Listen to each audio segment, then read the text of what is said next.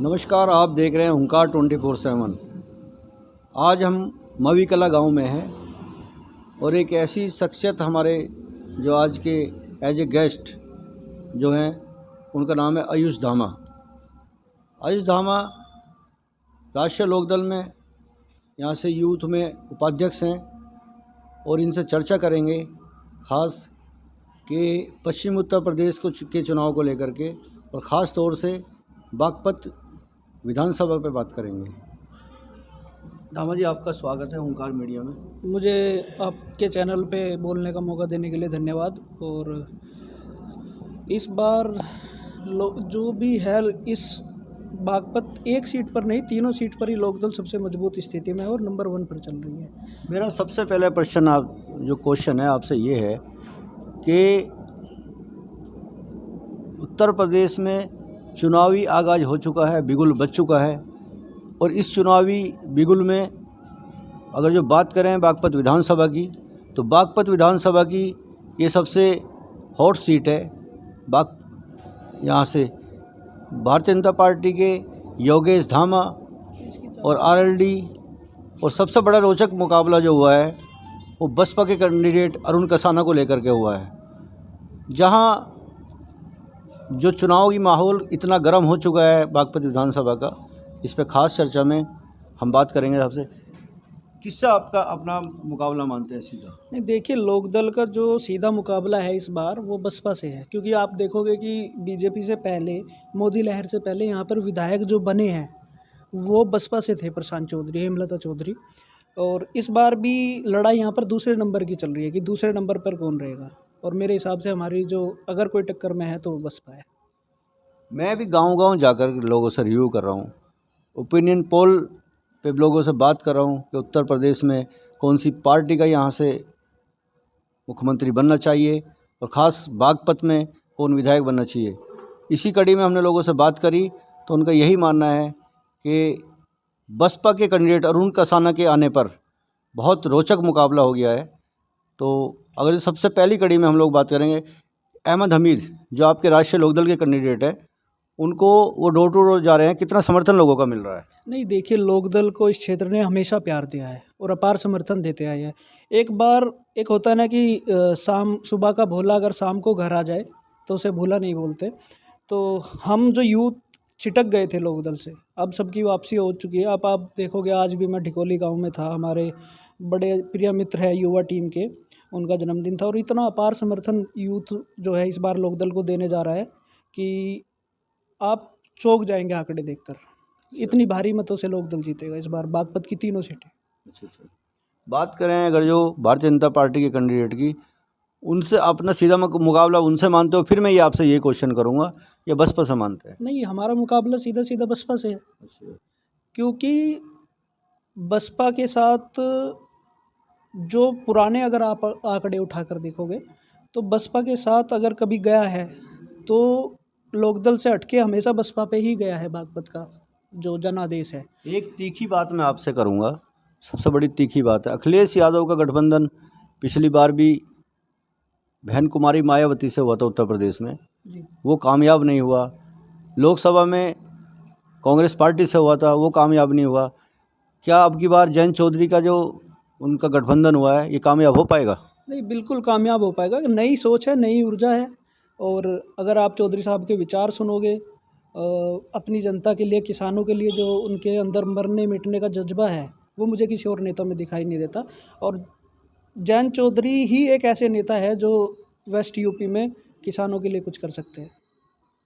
तो क्या आप मानते हैं कि इस बार जो मुकाबला है भारतीय जनता पार्टी का और समाजवादी पार्टी गठबंधन का मुकाबला आमने सामने है उत्तर प्रदेश में? बिल्कुल, और वो बिना लोकदल के संभव नहीं है। वेस्ट यूपी का किसान है, वो लोकदल के साथ है।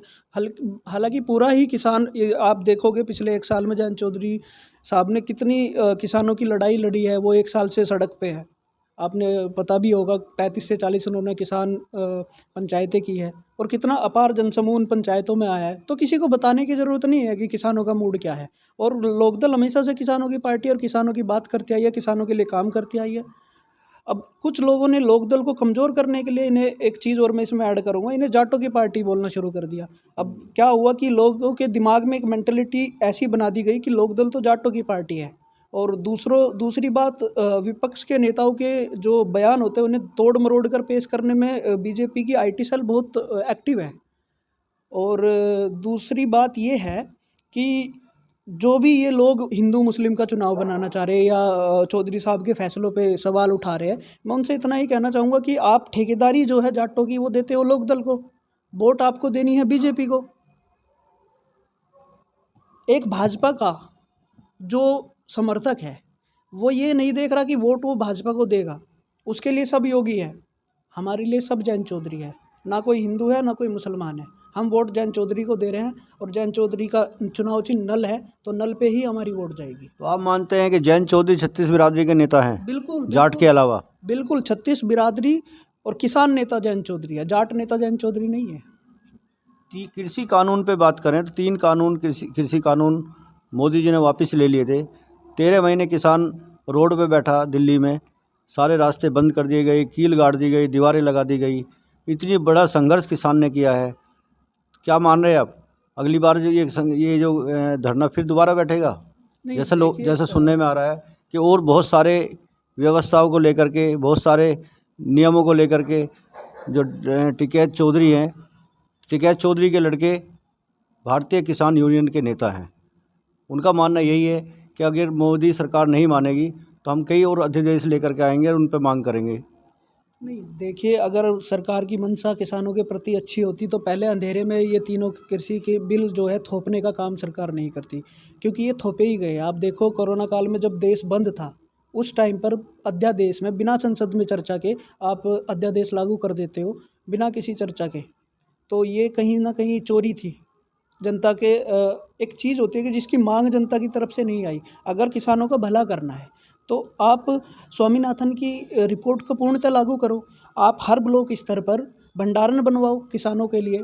और एक चीज़ और मैं इसमें ऐड करना चाहूँगा, इन मीन मालिक, जैसा मेरी बेल्ट गन्ना बेल्ट है, इन मीन मालिकों पर नकेल कैसे कर सकते हैं आप? किसान को सीसी क्रेडिट कार्ड ना देकर सीधा एक ऐसा क्रेडिट कार्ड दो जो अगर 14 दिन में मील मालिक पेमेंट ना करे गन्ना किसान की, तो गन्ना किसान उससे जा कर के अपना सामान खरीद सके, उसे कहीं भी खर्च कर सके। उसमें एक लिमिट होनी चाहिए उस कार्ड में। उससे क्या होगा, उसकी 50 दिन की लिमिट आप रखो उसकी भी, जैसे आप नॉर्मल क्रेडिट कार्ड की रखते हो कि 50 दिन में भरना पड़ेगा। और अगर 14 दिन में गन्ना किसान का भुगतान नहीं होता तो वो मील मालिक पर उसका ब्याज लगना शुरू हो। तो इस तरीके से आप मील मालिकों सूबे के मुख्यमंत्री योगी आदित्यनाथ ने मेरठ की सभा में, सहारनपुर की सभा में गन्ने के पैसा 14 दिन में देने की बात की थी और पैसा ना मिलने पर ब्याज देने की बात की थी। क्या वो लागू हुआ? आपको मिल रहा है ब्याज? नहीं, ये तो अब एक इन्होंने तो अर्जी लगा दी है कि मील मालिकों की कमर टूटती है 14 दिन में पेमेंट करने का, ये जो कानून है वो हटा दो। और अगर ये सरकार फिर से आ गई तो ये पक्का एक कानून लेकर आएंगे कि ये 14 दिन का जो कानून में लिखवाया था माननीय चौधरी साहब ने, वो बिल्कुल ये ख़त्म करेंगे। और फिर गन्ना किसान जो है सड़कों पर रोता घूमेगा कि मेरी पेमेंट नहीं हुई। महेंद्र सिंह टिकैत किसान यूनियन के नेता हैं, उनका कितना सहयोग आपकी पार्टी को यहाँ मिल रहा है पश्चिम उत्तर प्रदेश में? नहीं, देखिए, एक बात होती है कि किसान 13 महीने हो गए इतना संघर्ष करने के बाद भी अगर किसानों को बताना पड़े कि वोट कहाँ डालने हैं, किसान समझदार है, उसे पता है कि इस बार क्या करना है, वो चुप है, शांत है, उसे पता है वोट की चोट देनी है और किसान वोट की चोट देगा। 13 महीने किसान जब धरने पे बैठा था उस टाइम पे हमारे जो ये योगेश धामा जी हैं, यहाँ के विधायक है बागपत विधानसभा से, कितना सहयोग धरने पे लोग बैठे थे उनको हुआ है उनका? नहीं, मैं आपको एक बात बताऊंगा, पूरे उत्तर प्रदेश में कोई भी विधायक भाजपा का ऐसा नहीं था जो किसानों के पक्ष में खड़े हुए, बल्कि इन्होंने तो माओवादी, अलगाववादी पता नहीं क्या क्या बोला है किसानों को। अब किसानों की जो है, आज अमित शाह भी, माननीय अमित शाह जी गृह मंत्री भी किसानों से बात करना चाह रहे हैं, जाट नेताओं से बात करना चाह रहे हैं, जाटों को साधने की ये कोशिश कर रहे हैं, लेकिन कुछ होने वाला नहीं है। किसान अपमान नहीं भूलेगा।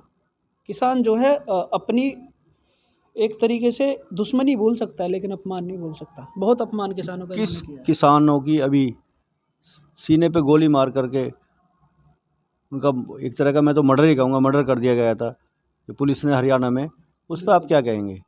नहीं, देखिए, हम उस चीज़ को एक एक चीज़ हमारी, चाहे वो जयंत चौधरी की लाठी हो, जाट आरक्षण में गोलियां हो, या 13 महीने का किसान आंदोलन हो, हम कुछ नहीं भूले हैं और ना कुछ भूलेंगे। हम वोट से अपना जो है प्रतिशोध लेंगे और इस बार वोट नलके पे लगेगी, राष्ट्रीय लोकदल पे लगेगी। सीधा सीधा योगी जी का कहना है कि हमारी सरकार डबल इंजन की सरकार है और उत्तर प्रदेश में नंबर 1 की सरकार है। किस तरह मानते हो आप इसको? नहीं, डबल इंजन की सरकार है तो क्या, जिस प्रदेश में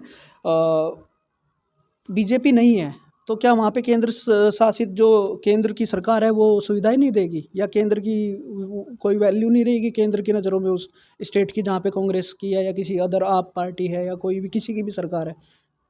चलते चलते मैं आपसे एक बात और करूँगा कि किसान यूनियन में आपने काम किया, किसानों के बीच में रहे हो और जयंत चौधरी की जो पार्टी है राष्ट्रीय लोकदल के आप पदाधिकारी भी हैं, क्या संदेश देना चाहते हैं किसानों को? नहीं, देखो, हमने अपने बड़ों को मरते हुए रोते हुए देखा है। मैं तो हर एक किसान के बेटे से, एक युवा होने के नाते, चाहे वो किसी भी महकमे में काम करता हो, जैसे हमारे भी पिताजी है किसान है, हम खुद एक इंजीनियर है, सॉफ्टवेयर इंजीनियर हूँ मैं। लेकिन अगर अपनी कौम के साथ हम इस टाइम हमने अपनी कौम का साथ नहीं दिया तो किसानों को ख़त्म करने में अगली बार ये सरकार जो है देरी नहीं लगाएगी।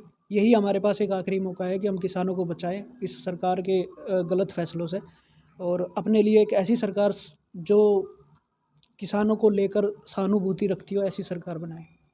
ये थे हमारे साथ आयुष धामा जी, और इनका यही कहना है कि हम किसान, जो भारतीय जनता पार्टी के जो मुख्यमंत्री हैं उनसे बिल्कुल खुश नहीं है, उनके काम से खुश नहीं है, संतुष्ट नहीं है और ये सरकार बदलना चाहते हैं। इनका यही कहना है कि हम अगर जो सरकार नहीं बदलेंगे तो हमारे ऊपर जो कानून इन्होंने वापस लिए दोबारा थोप दिए जाएंगे, और बहुत कुछ इनका कहना है।